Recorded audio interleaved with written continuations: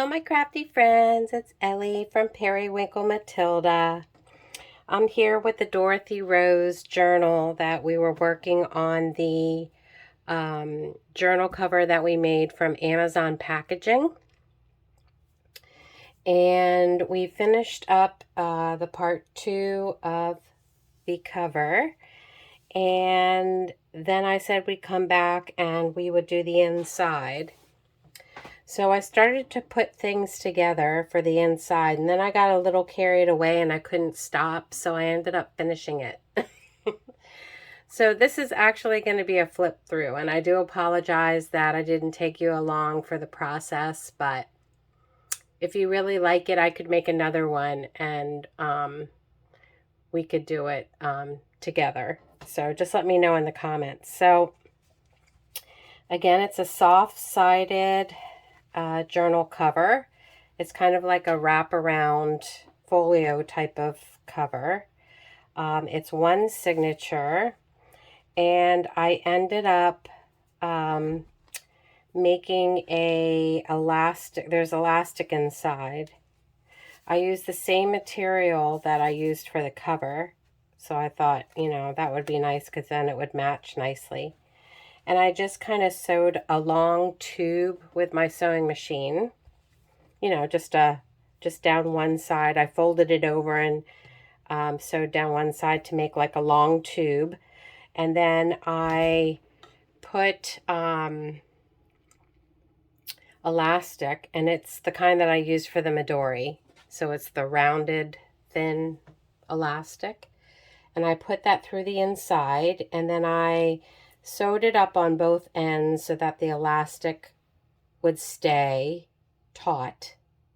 And then I sewed it all together, and it kind of sewed together a little messy, which is fine for a junk journal, but I wanted to anyway add these rosettes because I think it goes nicely with the theme, and I put a little bit on the back just to cover up all my stitching.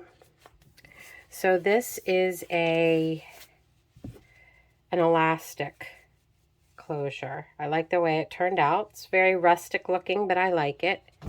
Willow's going to check it out. No, you can't eat it. Okay, so, and then it opens up, and I did do a 3-hole pamphlet stitch for the one signature, and I added vintage lace. So then it opens up, and there's a pocket from the kit, and I did sew around it just to add some decorative texture. Willow's going to jump down again. Now, if you're going to stay up there, you have to stay up there. You can't jump down. And then in this pocket is another, don't rub up against the camera, please, is another sorry guys, he's putting his paws all over. Okay. Hold on. I'm going to put him out because he really wants to play with the camera. He wants to be center stage. He wants all the attention. Sorry, guys. So I hope the recording's okay. But I made this folded up pocket thing. I was just playing around with some music paper, and I just folded it this way and folded it that way, and I folded it up, and so there's a pocket here, and then another pocket here, and I put one of the journaling cards from the kit in there. And then there's another pocket here, and I used some paper to make a journaling card from the kit, and I stenciled on the back.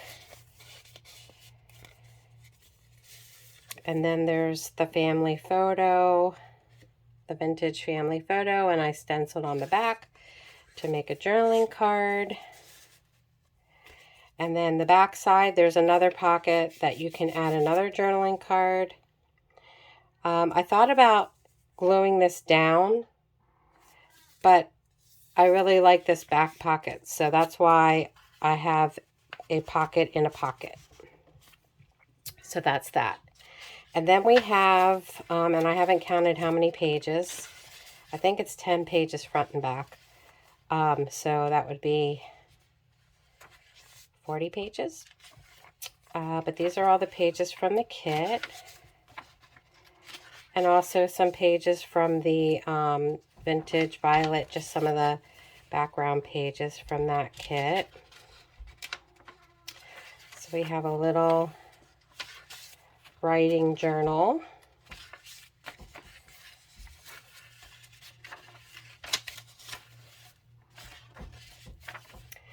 And then in this side, I did, this was inspired by Beth from Yes, I Made It Myself. And these have little buttons and a little, they're paper buttons that I made, and I just attached them with brads. And put a little butterfly charm. And this opens up. And then there's a pretty belly band. It's just paper from the kit that I cut a couple inches wide to make it fit. And then I did a fancy leaf sewing on my sewing machine and added some lace to either side. And then there's a journaling card with a picture of Dorothy for Dorothy Rose, and some more stenciling on the back. So I really like the way that turned out. And then it just closes up. And then I added a library card, a library pocket and card from the kit, and it's stenciled on the back.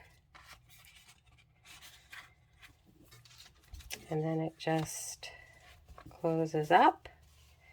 That's the back of it. I was going to embellish the cover some more, but I think with this elastic closure, I don't think it needs anything more. So,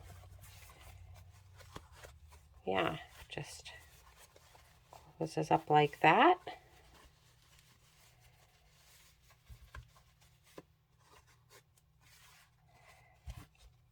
I think it turned out really cute. So that's the flip through. Thank you for joining me through this process. I really enjoyed using this Dorothy Rose kit, and TGIF again. Stay safe, be well, have a great weekend. Until the next video. Bye-bye, friends.